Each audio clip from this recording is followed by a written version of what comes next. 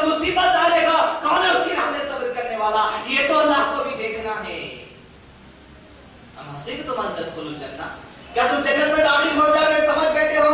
ارے اللہ کو بھی دیکھے گا کون ہے اس کی راہ میں جد و جہد کرنے والا، اس کی راہ میں دین اسلام کی سربلندی کرنے والا۔ اور جب مصیبتیں تم پر آئیں گی، آزمائشیں تم پر آئیں گی، پریشانیاں تم پر آئیں گی، کون ہے صبر کرنے والا؟ اللہ دیکھے گا۔ یہ آزمائشوں کے ذریعے جنت کے مرتبوں کا جو فیصلہ ہوگا۔ ایک اور مقام پر اللہ تعالیٰ ہماری غضب سے بھی کو دور کرتے فرماتے ہیں سورہ العنکبوت نمبر 29 آیت نمبر 1 2 3 میں اعوذ باللہ من الشیطان الرجیم بسم اللہ الرحمن الرحیم۔ پھر سے غضب سے بھی دور کی جا رہی ہے۔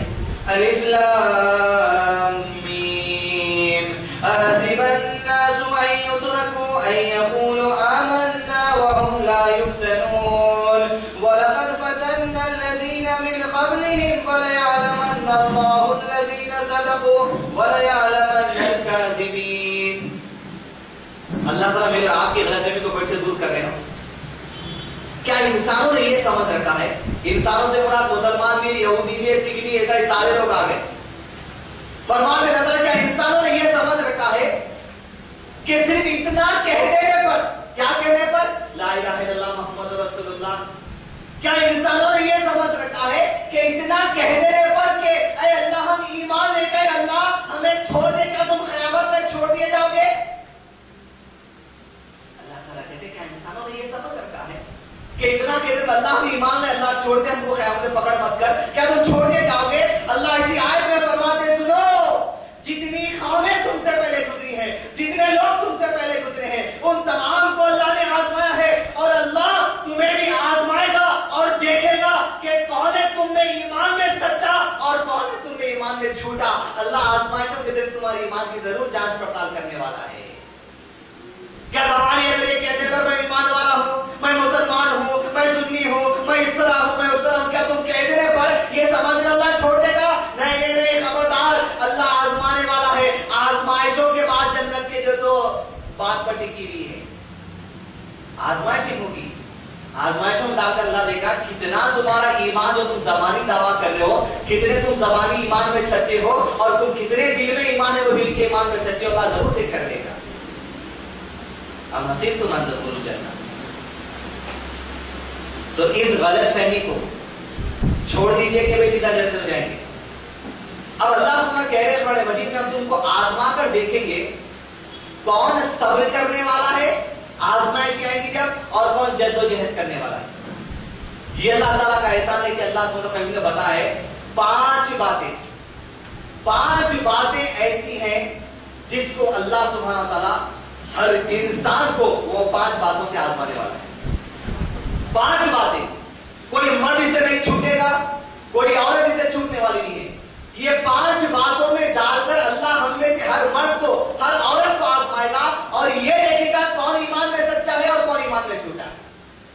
جن 5 باتوں سے اللہ سبحانہ نے آزمایا صحابہ کو بھی، اور 5 باتوں سے آزمایا گا محمد رسول اللہ صلی اللہ علیہ وسلم کو، اور وہی 5 باتوں سے آزمایا جائے گا مجھ کو اور آپ کو بھی، یہ دیکھنے کے لیے کون ایمان میں سچا اور کون ایمان میں جھوٹا ہے۔ جنت کے مرتبوں کا فیصلہ یہی آزمائشوں سے ہوگا، جس کے بارے میں اللہ تعالیٰ فرماتے ہیں سورہ بقرہ سورہ نمبر 2 آیت نمبر 155 میں اعوذ باللہ من الشیطان الرجیم بسم اللہ الرحمن الرحیم وَلَنَبْلُوَنَّكُمْ بِشَيْءٍ مِّنَ الْخَوْفِ وَالْجُوعِ وَنَقْصٍ مِّنَ الْأَمْوَالِ وَالْأَنفُسِ وَالثَّمَرَاتِ وَبَشِّرِ الصَّابِرِينَ۔ 5 باتیں۔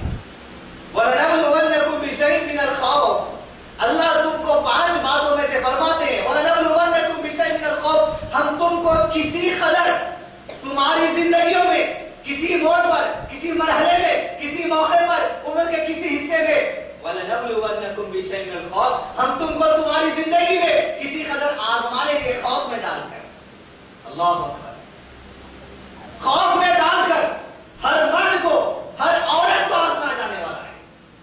یہ کس قسم کا خوف ہوگا؟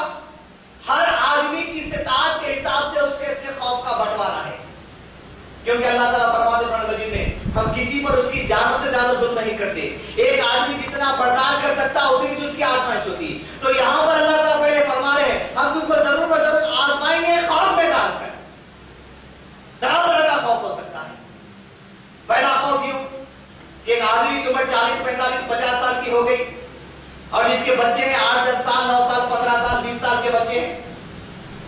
بیوی ہے، بچے والا ہے، 40-45 سال کی عمر میں ایک آدمی کو شوگر کی بیماری لپٹ گئی یا کسی کو ہارٹ کی بیماری لپٹ گئی، وَلَنَبْلُوَنَّكُمْ بِشَيْءٍ مِّنَ الْخَوْفِ، ہم تم کو آزمائیں گے، بیماریوں سے بھی اللہ تعالیٰ آزماتا ہے۔ اب یہ دیکھنے کے لیے یہ بیماری سے جو ہم نے تم کو آزمایا ہے، اب یہ بیماری آنے کے بعد جو خوف لاحق ہو گیا تمہارے دل کے اندر کہ بھائی اگر میں آج کل میں مر گیا، اگر میں 1-2 سال میں مر گیا تو میرے بیوی بچوں کا کیا ہونے والا ہے؟ اللہ جب آزمائے گا یہ دیکھنے کے لیے کیا تم حرام رستوں کو اختیار کرو گے بیوی بچوں کا تمہارے مرنے کے بعد انتظام کے لیے، یا جانور کے ساتھ حلال راستوں پہ ٹکے رہو گے؟ آزمائے گا وَلَنَبْلُوَنَّكُمْ بِشَيْءٍ مِّنَ الْخَوْفِ، خوف سے آزما کر دیکھے گا۔ کیا شوگر کی بیماری آتے، دیگر بیوی کی بیماری آتے، کیا تم سیدھے لائف انشورنس بازی کسی طرف بھاگ رہے ہو؟ کیا تم کسی چٹ فنڈ کی طرف بھاگ رہے ہو؟ کیا تم کسی فکس ڈپازٹ کی طرف بھاگ رہے ہو کہ اگر میں مر گیا تو کم از کم میرے بیوی بچوں کے نام سے فکس ڈپازٹ ڈالوں گا 1 لاکھ روپے، میرے مرنے کے بعد کم از کم 5 لاکھ بھریں گے تو کم از کم 4 لاکھ سود تو میں چھوڑے جاؤں گا۔ اب حسبتم ان تدخلوا الجنہ، ارے کیا تم سمجھ بیٹھے ہو کہ جنت میں داخل ہو جاؤ گے؟ اللہ ضرور تم کو آزمانے والا ہے، خوف میں ڈال کر بیماریوں سے بھی اللہ آزما سکتا ہے۔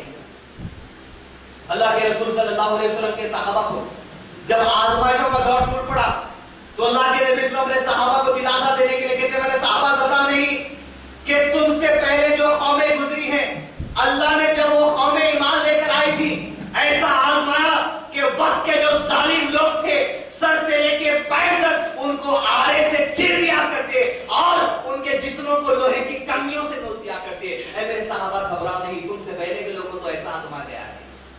اب صحابہ کو کیسے آزما گیا میں نہیں سمجھتا، اس قوم کو ویسے آزما جائے گا، لیکن اس قوم کو ویسے آزما جائے گا جتنا قوم برداشت کر سکتی ہے۔ اب حسبتم ان تدخلوا الجنہ، تم جنت میں جانے کی غرض سے بے منت رہو، اللہ تو آزمانے والا ہے، اس کے بعد جنت کے مرتبوں کا فیصلہ ہونے والا ہے۔ بیماریوں سے بھی اللہ آزما سکتا ہے، بچیوں کی شادی کے معاملے سے اللہ آزما سکتا ہے، بچیاں بڑی ہو گئی، شادی کا معاملہ ہے، اپنے ہاتھوں سے پورا مٹھی گول شادی کا رسم و رواج بنا لیے، اب جب شادی کی بات آئی تو دل دھڑکنے لگا کہ جہیز کا انتظام کہاں سے کریں گے، شادی خانے کا انتظام کہاں سے کریں گے، کھانے پینے کا انتظام کہاں سے کریں گے، پرواہ کی بات نہیں، فلاں رہن سینٹر پہ جا کے سونا رکھ دو، فلاں جا کے یہ کام کر دو، جہاں اللہ آزماتا ہے یہ امت حرام راستوں پہ اختیار چلی جا رہی ہے۔ صرف شادی سے آزمانا اللہ بھی، صرف شادی کے معاملے میں، صرف بیماری سے اللہ آزمانا بھی، وہ صحابہ کے دور پر یہ آزمائش قوم ہے تو کیا ہم آپ انداز نہ لگا سکتے۔ آزمائے گا اللہ ہمیں چہرے کو اس کی طاقت کے مطابق، یہ دیکھنے کے لیے کون صبر کرنے والا ہے اور کون اللہ کی راہ میں جان لڑانے والا ہے اور کون جھوٹا ہے اپنے ایمان میں اور کون سچا ہے، ہم اللہ ضرور دیکھ کر رہے ہیں۔